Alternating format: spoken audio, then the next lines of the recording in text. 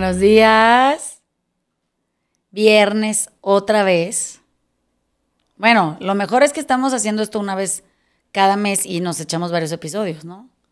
Pero sigue siendo viernes, entonces siempre que llego aquí pienso viernes otra vez. Me va a dar emoción cuando lo oiga grabado y diga, ¡ay, qué emoción es viernes!, ¿no? Hoy nuestro episodio es de un tema que a mí me gusta mucho, que es explicar empatía y por ende erosión. Pero, ¿por qué tengo esta idea, no? Empecé un diplomado, que todo el mundo ya sabe cuál es, y ayer tuvimos una práctica muy larga en donde te preguntan, tienes que mostrar una foto o una imagen o lo que tú quieras de algo que sea significativo para ti, un sueño, un compromiso, un deseo, algo. Y de repente te hacen preguntas acerca de esa fotografía. Entonces, yo escogí una que tengo en un escritorio, que es cuando yo era chiquita. Estoy parada como con un short rojo. En mi Instagram está esa foto, en algún lugar del feed. Tengo el pelo como muy cortito y yo creo que no tengo más de unos 3, 4 años. Y me acuerdo de la sensación de ese día. O sea, sé que estaba en casa de mis abuelos, sé que estaba en la alberca. No tenía un traje de baño, quiere decir que no debe haber estado planeado que estuviéramos en la alberca. Por supuesto, me debía haber aventado en lo que yo consideraba suficiente atuendo. Y mi foto es de mucha... Yo siento que en ese momento me sentía muy libre, pero es un recuerdo que no sé de dónde saqué. Y entonces explico qué significa esa foto para mí y empiezo a hablar de lo que erosión de la empatía significa, que creo que empieza más o menos a ser consciente en la vida de casi todos nosotros, los seres humanos, a esa edad. O sea, cuando eres pequeño pero ya no eres tan chiquito como para estar cargado y tampoco como para estar gateando, y estás como en ese lugar en donde ya tienes, pues, nadar, eres libre de decidir un cierto número de cosas. Y entonces me llama mucho la atención en el proceso de escribir la foto con las preguntas, cómo llegué a la conclusión de la erosión de la empatía con el tiempo y cómo la relacioné con esa foto. Entonces, ¿a qué voy? Una de las preguntas que se vuelven importantes es ¿qué significa empatía? O sea, porque tienes que un poco merodear acerca de los términos, ¿no?, que estás usando. Y entonces, empatía siempre es una definición difícil de dar. Y el otro día encontré una que es de una cuenta a mí me gusta, que se llama Psicoanálisis Real, que es de un argentino que es fantástico, que es amigo de Luciano Lutero, y publican cosas que les gustan a ellos, ¿no? Y son muy simples en su explicación de cosas complicadas. Y entonces, él escribió que la empatía, dice, tal vez la empatía se trate menos de comprender al otro que de poder despegarse de la intención de intentar comprenderlo. Y ayer entendí todo lo que decía este pedazo de explicación, porque cuando la práctica que estás haciendo en el diplomado tienes que escuchar a la otra persona, la premisa es que te va a contestar cosas que tú tienes que documentar. Eso quiere decir, tienes que ser muy fiel con la información que te dé para poder atestiguarlo. Eso quiere decir regresársela de la misma manera en la que te la dio, mismo tono, mismo énfasis, misma entonación. Y entonces el otro, con sus propias respuestas escuchadas en boca de alguien más, empieza a sanar. Me pareció muy interesante. Y me di cuenta que todo el mundo usamos la empatía con la única intención de comprender a alguien, para sentir por él o condolerte con él o compadecerte, ¿no? Y de pronto trata por alguna razón de conectar a través de lo que parece ser una identidad compartida, ¿no? Como que, pues, si yo te entiendo y tú me entiendes, entonces esa sensación de conexión viene de que yo pude ponerme en tu lugar, tú te puedes poner en el mío, cosa que es imposible, y de ahí avanzamos, ¿no? Y digo, qué raro, o sea, yo nunca he podido entender a nadie por más que he intentado. O sea, lo puedo escuchar y lo puedo acompañar y puedo llegar a estar de acuerdo en la motivación, si es que se ve como te lo narra, o no estar de acuerdo, pero en realidad sigo sin saber a profundidad lo que implica ser parte de ese proyecto de vida. O sea, de afuera, pues sí, pero en sus zapatos, como te dice la gente, imposible. Tendría que yo dejar de ser yo en mi totalidad, o sea, quedarse el cuerpo vacío de identidad o de habitante para llenarme de ti y todo lo que implique eso y luego entonces poder hacer como que soy empática, ¿no? Cuando leí la frase y que dice que se trata de todo, menos de tratar de entender al otro y no nada más eso, soltar la pretensión de intentar comprenderlo, ayer en la práctica fue evidente, ¿no? O sea, yo no quería entender a mi contraparte, que además era colombiana, usábamos un idioma incluso totalmente diferente, o sea, había palabras que no sabía qué eran, ella tampoco sabía qué eran las mías, y duramos platicando 25 minutos cada una respondiendo a un número de preguntas y documentando con veracidad pues lo que la otra persona decía. O sea, yo typeé cada respuesta que me dio. Y cuando la tuve que representar, eso quiere decir, te piden que tú presentes a tu compañera y uses las palabras que ella te dio en su propia definición de sí misma. A mí se me hace fácil, pero yo tengo un entrenamiento muy largo en escuchar. O sea, no sé cómo llegó ese lugar a mi vida en ese momento en el que hice ese taller larguísimo de escucha. Y me es muy fácil poner atención focal. O sea, no necesito tener mi pensamiento activo para poder escuchar a otra persona y que diga lo que tengan que decir o quiera decir, sin que mi opinión intervenga en nada. No hay nada que yo pueda opinar que me haga estar más próximo de ese otro ser humano, que no sea simplemente escucharlo.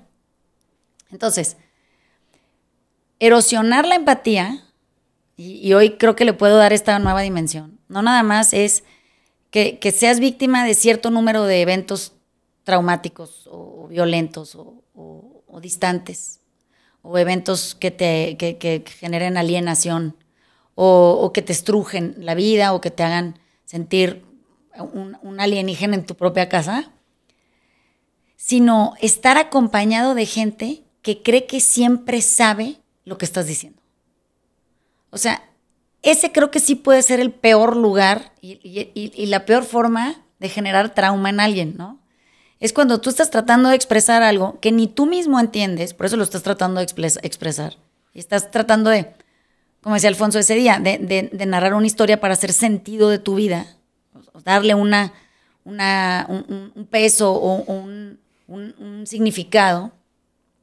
Y hay un otro enfrente que de manera flagrante te devalúa a su propia comprensión. O sea, no importa qué quieras decir tú, quién quieras ser tú, cómo te quieras comunicar tú, el otro asume e interpreta que te conoce, que sabe más de ti que tú mismo, que entiende mejor que tú tus propios procesos y luego, ¿por qué no se aventura a explicártelos?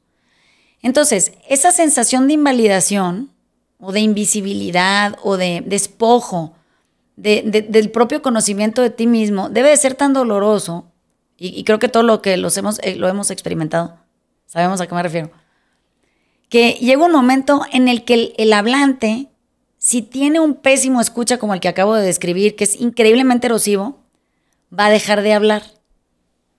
O sea, ya no se va a comunicar. Entonces, a ver, ¿a qué voy con esto?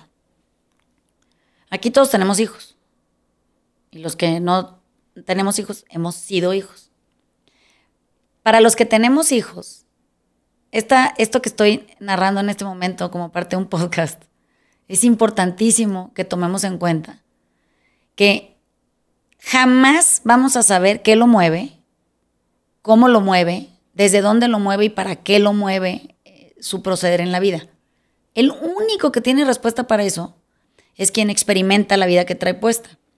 Por más que sea mío de mi sangre, mío de mi parir, mío de mi familia nuclear, mío porque soy suyo. O sea, cualquier forma del mío implica el 100% de las veces otredad. No importa que sea tu parido, tu sangre, tu familiar, es uno otro. Y desde su otredad, que nunca vamos a entender, va a experimentar la vida de una manera tan particular y tan única y tan irrepetible que ni aunque sean hermanos dentro de la misma casa, de la misma edad, gemelares, con los mismos papás, van a tener la misma experiencia. Entonces, hay un momento en donde siempre la gente me pregunta, Vanessa, pero, o sea, en el periodo de la adolescencia, por ejemplo, que todo el mundo le tiene terror a eso, ¿no? O, no sé por qué, porque son fantásticos los adolescentes, pero como que les da pánico no entenderlos. O les da pánico que el adolescente no entienda al adulto, ¿no? Y pienso, es que no estamos nunca para ser entendidos, ni interpretados, no le vamos a atinar. Estamos para ser escuchados y acompañados en un andar paciente que nos lleve de la mano a siempre sentir cercanía, a pesar de no coincidir, o a pesar de no estar de acuerdo en las cosas, o a pesar de diferir de manera agravada acerca de cualquier tema, ¿no? Cuando he podido practicar esto en mi casa, sin que me ataque mi parte maternal de la metáfora de la madre, ¿no? Que cree que sabe y conoce todo de sus hijos y que los lee y que les adivina el pensamiento y que como los trajo dentro, sabe todo de ellos. Cuando esa idea mía no me ataca y puedo distanciarme de ella y operar como la acompañante o como decía ese video que les platicamos alguna vez, el pastor de las ovejas sin quererles decir a dónde y cómo y cuándo y nada, el resultado ha sido maravilloso. Se abre la confianza, se genera una sensación de sosiego en la conversación. Hay otro tono y otra cadencia en la enunciación de las cosas. La sensación de poder abrirte a expresar todo lo que quieres expresar se manifiesta, o sea, se vuelve una posibilidad. Y curiosamente, si están buscando conexión, ahí se da. O sea, ese es el momento en el que sucede. De cualquier otra manera, un hijo que viene y te dice, no, es que se me rompió el corazón porque estaba yo enamorado de una persona que no conocía y siento que me voy a morir. Y tú le dices, ay, se te va a pasar. No, hombre, a mí también me pasó eso como 7 veces, pero no, vas a llorar en la regadera tantito y eso, pero luego ya no, hombre, ni te vas a acordar. Y digo, o sea, ¿qué acaba de suceder, no? Aparentemente es que le está ayudando, ¿no? Con las mejores intenciones, ¿no? Pero la verdad es que le acaba de arruinar la vida. O sea, lo acaba de erosionar diciéndole, nada de lo que tú sientes y has experimentado y vives es importante. Lo importante es que esto que te pasó no te pasó como tú crees que te pasó, ni duele como tú crees que duele. Fórmate, que hay una fila de gente como yo a la que ya le pasó más veces y mira, ve qué bien estamos en el futuro. Y no te preocupes porque si te rompen el corazón todo se puede reparar, ¿no? Pero digo, ¿a qué momento se nos ocurrió nada más callarnos a la chingada y sentarnos a llorar juntos, a tipo oír canciones depresivas o lo que sea que la persona quiera hacer, ¿no? Entonces, ayer cuando hay un resumen de todas las personas que tuvimos pareja para escucharnos entre nosotras, y tienes que hacer como un vaciado reflexivo, te das cuenta que el porcentaje más bajo de la gente sabe documentar sin interpretar absolutamente nada. Eso quiere decir sin agregarle ni quitarle nada a lo que la otra persona decidió decir acerca de sí misma. Ni una sola palabra diferente, ni un sinónimo, ni una interpretación metafórica, ningún símil. O sea, dijo verbo y dijo verbo. ¿No? Dices, bueno, sustantivo o tu interpretación del error. Y la otra cosa que me pareció maravillosa fue que si hacemos el trabajo personal lo suficientemente dirigido hacia soltar, el hecho de que a mí me hayan representado, eso quiere decir, me hayan presentado al resto de mis compañeras sin yo poder hablar, y la otra persona, habiendo hecho el trabajo de decir lo que yo contesté cuando me preguntó, y que no usó prácticamente ninguna de las palabras que yo usé porque ese vocabulario no lo comparto, ella es colombiana, me dejó exactamente igual de quieta que si hubiera dicho lo que yo hubiera dicho de mí. Eso quiere decir, va a llegar un momento en donde el trabajo personal te alcance y puedas estar en perfecta quietud con lo que el otro quiera interpretar de ti, aún así no le atine. Entonces, creo que este tema, que es un tema común de preocupación amplia en todos los aspectos de nuestras vidas, es algo que deberíamos de nombrar, nada más para que la gente que nos escucha, si lo identifica en su proceso, sepa dónde hay una oportunidad para parar. Y ese parar puede ser un parar muy sosegado, o sea, puede ser un parar muy quieto, vamos a decirlo así. Estoy en shock, porque ayer hablé con mi hijo y acabas de describir mi conversación, pero la mala, ¿no? O sea, no la que hubiera querido tener. Entonces, sí fue una de esas donde yo ya estuve donde tú estás y no está tan grave y vas a ver que todo va a salir. Y él se quedó insatisfecho. Claro. O sea, yo sentía que él estaba insatisfecho y yo también estaba insatisfecho. Pero no podía parar. O sea, era terrible porque nada más lo trataba de mejorar y la cagaba peor. Entonces, como que veo que es como uno de estos egos virtuosos que sí tiene la mejor intención y lo que tú quieras, pero lo único que tenía que hacer era quitarme y decir, aquí estoy. Uh-huh. Pero algo, o sea, eso no, en mi cabeza no era suficiente. O sea, tenía que de alguna manera ofrecer algún tipo de alivio a una situación que yo consideraba que requería de alivio. Uh-huh. Porque él tampoco estaba pidiendo ni consejo ni alivio. Pero otra vez, yo creo que en esta identidad de papá, que está aquí, porque tiene más experiencia o lo que tú quieras, pues vino a cagarle la fiesta al pobre chamaco. Bueno, o sea, piensa que no ha habido... Esto es para alivio de todas las personas que hacen o deciden tomar la alternativa de no desprenderse de la necesidad de comprender al otro, ¿no? Que somos casi todos.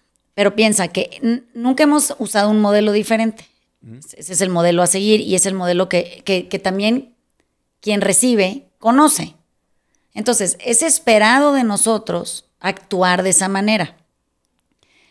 En el momento en el que empieces a actuar de otra y seas mejor escucha y estés más atento a otras cosas y, como decíamos en la clase de la reevaluación siempre, que puedas ser capaz de escuchar sin ti, ¿no? O sea, que tú no te traigas a la ecuación de la escucha porque tú llegas con ruido y opiniones y juicios y cuanta madre. Y que te dejes afuera y entre solo tu capacidad atenta y dispuesta y que no asuma nada. La sorpresa más grande no es para el que lo está haciendo, o sea, para el que está practicando aquietarse, regularse, escuchar sin su opinión. Es para el que está de frente, que jamás nunca ha recibido una escucha atenta. Es súper alarmante cuando te pasa la primera vez, y aquí hemos hecho a veces ejercicios de eso, ¿no? En el taller, en donde te sientas enfrente de una persona que tiene la instrucción de no poder interrumpirte con nada, ni un gesto, ni un sí, ni un no, ni un movimiento de ceja, ni una sonrisa, y es extremo, ¿no? Porque eso no es en la vida real, pero lo hacemos así para que se vuelva evidente el ejemplo. Y entonces la persona que está hablando tiene una escucha absolutamente entregado al proceso de escuchar, y el que habla se empieza a sentir súper incómodo porque no está acostumbrado a que lo interrumpan y a tener una cierta respuesta o una cierta sensación ok, claro, sí, te entiendo, estoy de acuerdo, a mí ya me pasó. Eso es lo que se espera, ¿no? Cuando eso no pasa y tú estás en este lugar de absoluta entrega para que el otro termine de decir lo que quiera decir como lo quiera decir, y en tu cara no hay ninguna eventualidad que diga o así, no hay de nada de eso. El otro, cuando se alarma, se calla. Dice, lo estoy aburriendo, no me está poniendo atención, está enojado, no me entiende. Y es porque no tiene interrupciones. Entonces, tanto el que escucha como el que habla se tienen que reformatear y tienen que buscar una nueva manera de escucharse y no nada más tomar turnos para escucharse, sino que tienen que aprender a volverse responsables al hablar. Eso quiere decir que entiendan que el que escucha no tiene la obligación de entenderlos, que están hablando con una persona presente, aceptante y amorosa, que está ahí para ti, pero que en realidad tú te tendrías que estar escuchando para ver qué de todo lo que estás diciendo se vuelve la respuesta a tu inquietud, ¿no? Y eso por teléfono es difícil. Entonces, hay cues, vamos a pensar, o sea, hay señales. Entonces te está diciendo, no, es que tú no entiendes porque aquí yo y no me gusta y estoy lejos y extraño o no extraño y ya me aburrí, no tengo dinero o sí tengo dinero y no sé en qué gastármelo, lo que sea que sea. Y tú tienes que estar haciendo una sensación de reconocimiento con la voz. Uh-huh. Ajá, es esa. Ajá. Ajá, sí, te estoy escuchando, sí. Verde, si te dice, no sé, es que no sé si quería comprar una sudadera verde. Estoy muy confundido. Una sudadera verde y va a seguir.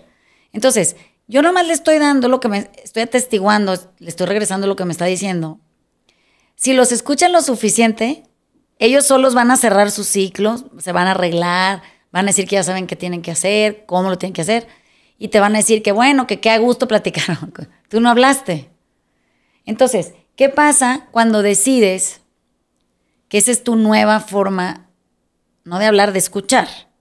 ¿No? Y en mi experiencia, entre más escucha practicas, mejor hablante te vuelves. O sea, entre más atento a escuchar al otro estás, mejor te vuelves en el arte de comunicar.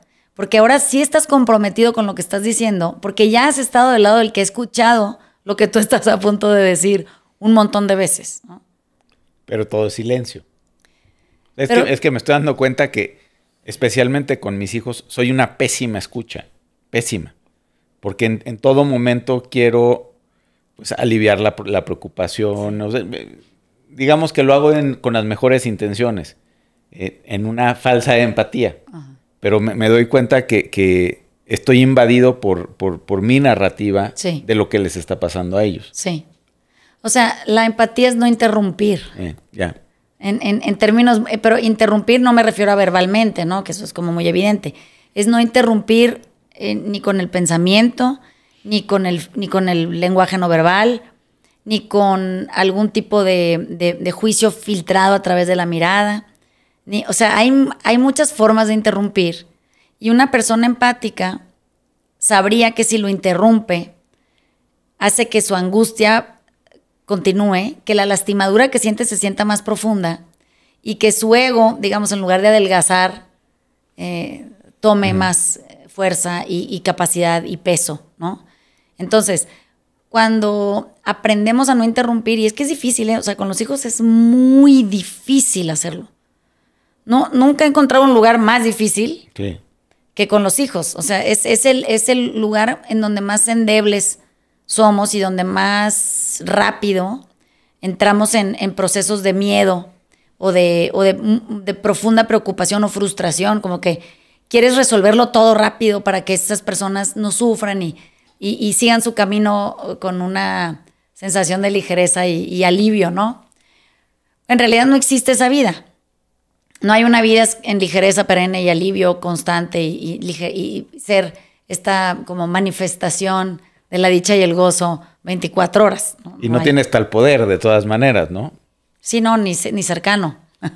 Ni cercano a la P. Sí.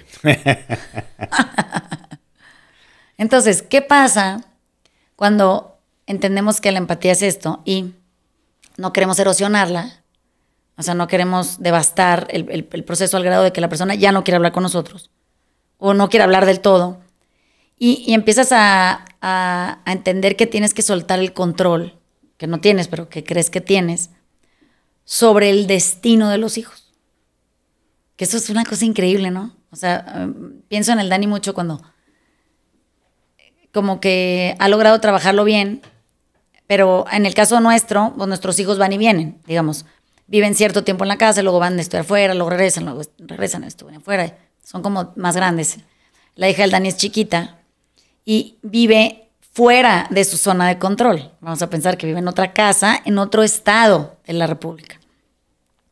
Y a veces hemos tenido conversaciones muy largas sobre no importa qué haga, presencial o a distancia, lo único que hace que Aisha sienta una conexión y cercanía con su papá es que cada vez que el Dani hable con ella, el Dani sea el güey ese empático que la escucha, no le interrumpe, no le da instrucciones, no le dice qué hacer. Porque de todas maneras, por más que aún vivieran en nuestra casa, están fuera de nuestro control. Entonces, cada vez que en las clases del taller hay señoras que me dicen que no están pudiendo porque no están pudiendo controlar, no sé cómo, la idea era que sí podían, y ahora tienen hijos que ya no se esconden para hacer lo que quieren hacer, ahora ya, pues ya lo hacen sin que esconderse, que eso es infinitamente mejor a no saber. Y ellas creen que perdieron el control. Y le digo, no, es que no tenías control. Esto que te está pasando, según tú, ya venía pasando y de todas maneras iba a pasar, tú estuvieras presente o no. Y lo que se vuelve inquietante es que jamás queremos averiguar qué es lo que a ese otro lo lleva a tomar decisiones como las que está tomando. Y si algo nosotros podemos hacer para remediar nuestro comportamiento o nuestra participación en la toma de esa decisión, ¿no? No se nos ocurre eso, se nos ocurre que le queremos dar una lección. Uh-huh. Entonces, mucho de la comunicación honesta y comprometida y transformadora es cuando podemos estar en la vida del otro, siempre averiguando si nuestro proceso de ser invasivos, dizque queriendo ayudar, ¿no? Pero invadiéndolos con prejuicios y capacidades y miedos y previsiones de lo que según nosotros les va a pasar, está ayudando o está fomentando que su comportamiento tenga un cierto tinte y que si nosotros nos quitamos eso podría cambiar. Entonces, esa conversación sí la queremos tener. O sea, sí queremos saber si nosotros de alguna manera estamos recurriendo a nuestras metáforas chafas de padres, madres o educadores o proveedores o la que cada quien tenga. Y eso es lo que está haciendo imposible el tránsito de esa persona a su mejor posibilidad de vida, ¿no? Entonces, hay mucha chamba. Ser papá es bien difícil. Bueno, pero un poco en la compañía y si vamos acoplando la escucha, la distancia amorosa y todos los temas que hay en el taller, como diciendo, bueno, si te vas pudiendo acompañar a la gente, que eso me acuerdo ahora que escuché acá una conversación que tuvo Alejandro ahí en el gimnasio el otro día, ayer, que dice que ya no lo iba a pelar en el entrenamiento. Sí. Y de tanto acompañarlo nada más, como diciendo, siempre estar ahí, para lo que sirva, para lo que necesite, te volvés a acercar, ¿no? Porque si, bueno, ya escuchás un poquito al otro y si, bueno, no, me vuelvo a acercar. Yo creo que él ya terminó de hacer el proceso de descubrir cosas o de investigar las cosas que tenía que investigar. Y eso a él te hace sentir tranquilo en ese momento. Y yo siempre voy a estar ahí como diciendo, bueno, vamos a corregir esta parte de acá y nos acompañamos y decimos, ya pasamos un rato más juntos y le vamos sumando a ese proceso. No necesariamente porque yo esté del otro lado dando treleu, quiere decir que yo esté encima de la gente todos los días diciéndole qué es lo que tienen que hacer, ¿no? Para nada. Bueno, en su momento tendrás que descubrir cosas solo y yo ahí, bienvenido, ahí acompañándote, y capaz que aprendemos algo juntos y salgo hasta beneficiado yo también. Que siempre salgo beneficiado de todas las cosas que andan investigando. Con Aisha me pasa exactamente lo mismo. Gracias a Dios, por un lado es bueno que esté en Cancún viviendo de lo que le toca vivir, y yo de este otro lado como diciendo, bueno, poder hacer todo este trabajo que vengo haciendo desde el día que empecé el taller, para poder tener esa parte de decir, bueno, de poder escuchar y de poder vivir más cosas a pleno y servirle de mejor manera, porque si uno capaz que está estorbando ahí con las ideas viejas que a uno le dieron o le impusieron, o era la forma de enseñar de antes, y volvés otra vez a pasar a cometer el mismo error que fueron cometiendo los antepasados, ¿no? Me pasó también en la semana cosas de la misma magnitud. Si hubiese sabido esto hace mucho tiempo, me hubiese ahorrado un montón de peleas, porque ya de lo que vaya a decir el otro, de lo que puede llegar a decir de uno, de cómo lo describe, sí, es parte del otro, como diciendo, bueno, ok, ¿qué quiere que te regrese una contestación de lo que vos pensás de mí, pero tuya más que sí, mía? Así que como que palomita ahí, porque bueno, ya nomás le mandé un ok y bueno, nos vemos el sábado para desayunar. Y no sé cómo lo habrá interpretado. Fíjate que eso que dices es bien difícil cuando tiene que no ser importante para ti la percepción que tengan otros de quién eres, ¿no? Pero eso se logra y se consolida cuando tú entiendes que del otro tú no sabes nada. O sea, que tu percepción del otro siempre está equivocada, ¿no? Y que la vida te sigue sorprendiendo, porque por más que tú crees que los conoces, siempre algo nuevo aparece y dices, ay, esto no lo conocía, ¿no? Esto no me había dado cuenta. Y creo que si hacemos eso en reversa, o sea, si yo estoy segura que por más que con ustedes pase más tiempo que con nadie en el mundo, porque estamos todo el día metidos en la oficina, no los conozco. O sea, hay días que me sorprendo un jueves y digo, no, pues qué bien, bueno, mucho gusto, ¿no? O sea, que a toda madre que resulta que este eres tú. Porque es emocionantísimo entender que no somos estáticos, que siempre estamos en constante transformación y cambio, y que sería imposible que pudiéramos meter a alguien en una caja en 1980, como si fuera una Barbie o un Transformer, y que lo sacáramos en el 2024 y estuviera de la misma manera, ¿no? O sea, sí, pues en el caso de una Barbie o un juguete, lo que sea, sí, pero en el caso de un ser humano no cabría ni en la caja. O sea, ya lo hubiera roto, la caja estaría desbordada. Eso es exactamente lo mismo que pasa con la percepción, que la percepción insiste en mantenerse como una cosa fija. Cree que si le atina y entiende y lo puede dibujar y lo agarra, ya chingó, porque eso le da tranquilidad, es mucha certidumbre, ¿no? Que dices, ya lo conozco y crees que eso ya se queda contigo y que así se va a quedar esa persona porque así conviene a tus intereses. Y no te das cuenta que en la más mínima variación del exterior, el clima, una muerte, un distanciamiento, una sorpresa, una pérdida de dinero, un reencuentro, esa persona se va a transformar inmediatamente en otra cosa. Y en esa certeza, que sí es certeza del cambio y la transformación constante hasta la muerte, que sabemos y reconocemos, pero como que no le damos mucha validez, podríamos decir, bueno, pues es que este era el Dani hoy.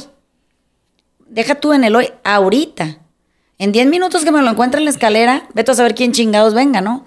Y con esa misma apertura y sensación de confianza, no en que el otro no va a cambiar, en que el otro siempre va a ser otro. Deberíamos de abordar a la gente en general, o sea, deberíamos de querernos sorprender cada vez que alguien viene y te muestra algo suyo que no conocías, ¿no? Ahora, entiendo que hay actitudes que son predecibles en todos nosotros, pero eso no está peleado con que hay otras que están constantemente transformándose. Entonces, la mezcla siempre va a ser diferente. Piensen en una mezcla de colores, ¿no? Si tú le pones, no sé, rojo y blanco, te sale rosa, ¿no? Pero, pues, le puedes dejar la misma cantidad de blanco, pero seguirle poniendo puntitos de rojo. Y eso se va a intensificar. El rosa va a ser diferente. Uno era rosa palo, ahora vas a tener rosa fuchsia, no sé, cosas de esas, ¿no? Y creo que ahí es donde está la verdadera esencia de cómo nosotros, como seres humanos, vamos tomando diferentes tonalidades a lo largo de nuestras vidas. Es más, ese rojo con blanco, luego imagínate que ya está súper rosa fosforescente y alguien decide que le va a echar blanco bien cabrón y otra vez lo va a regresar a hacer rosa palo. Pues sí, es que esto también es una posibilidad. Pero nosotros creemos que el blanco y el rojo inicial se va a quedar así exactamente para toda la vida. Pues se va a plastificar esa pintura si no le vuelves a hacer nada. O sea, yo creo que todos lo hemos visto, ¿no? Si alguna vez tomaron una clase de pintura o pintaron algo en la escuela, si tú no le seguías moviendo y le seguías echando y le ponías... Se hacía dura. Y se queda plastificada, literalmente. O sea, ya no la tienes que tirar a la basura. O sea que en términos prácticos tendríamos seres humanos plastificados que tendríamos que tirar a la basura porque no hubo ningún cambio sucediendo en ellos que les permitieran seguir en constante movimiento, avance y transformación.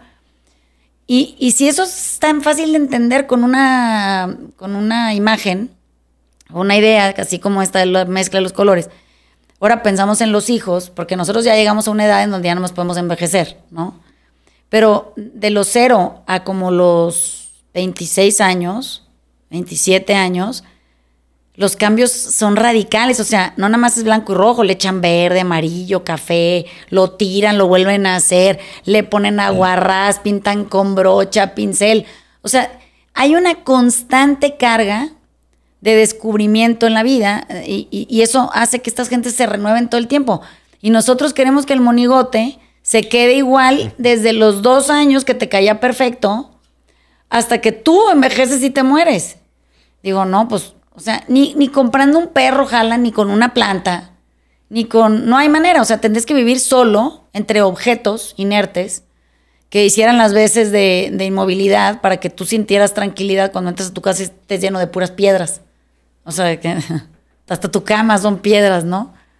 Sí, es muy interesante. Es una cosa que vale la pena atender, sobre la que vale la pena mucho reflexionar y sobre la que nos tenemos que entrenar, ¿eh?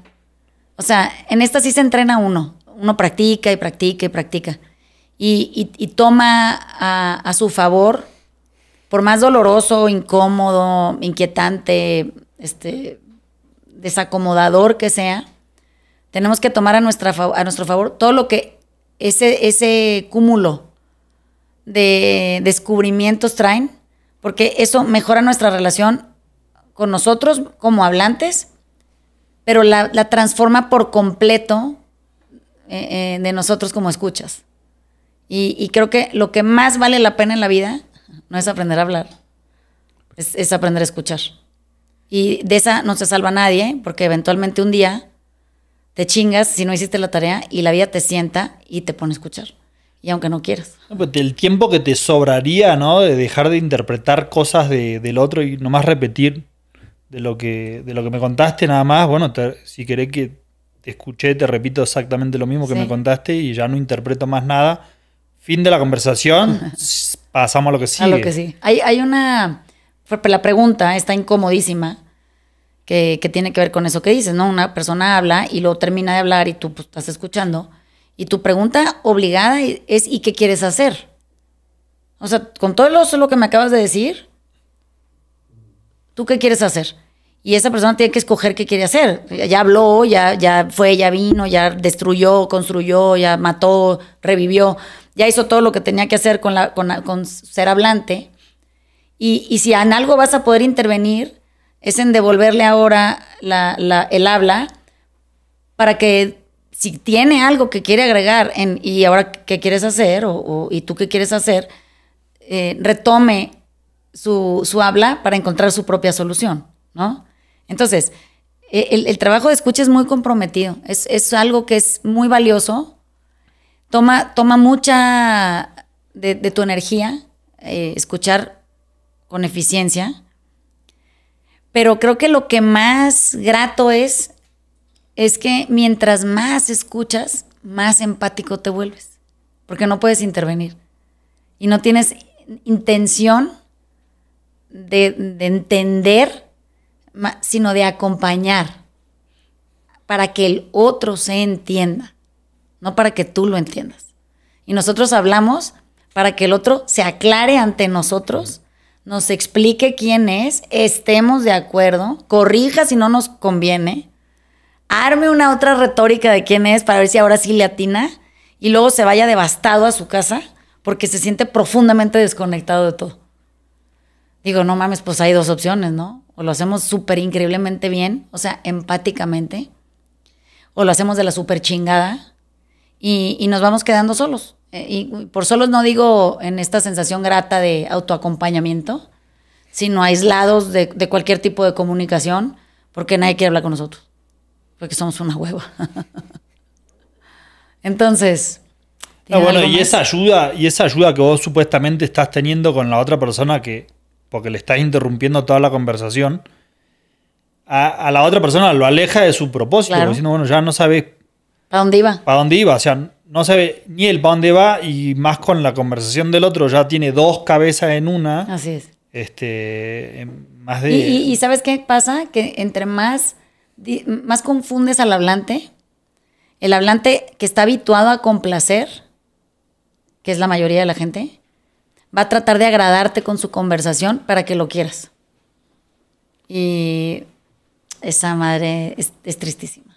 O sea, ya no va a hablar para entenderse, va a hablar para encontrar aceptación y amor.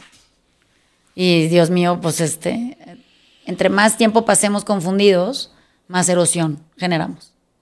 Y por eso regreso a la propuesta inicial con la que empezó esta grabación.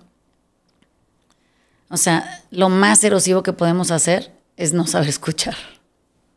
Eso es lo peor. Entonces, ¿tienen alguna cosa que quieran que agregar?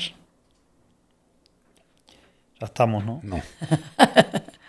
Bueno, nos vemos el viernes de la semana que entra. Les mandamos besos.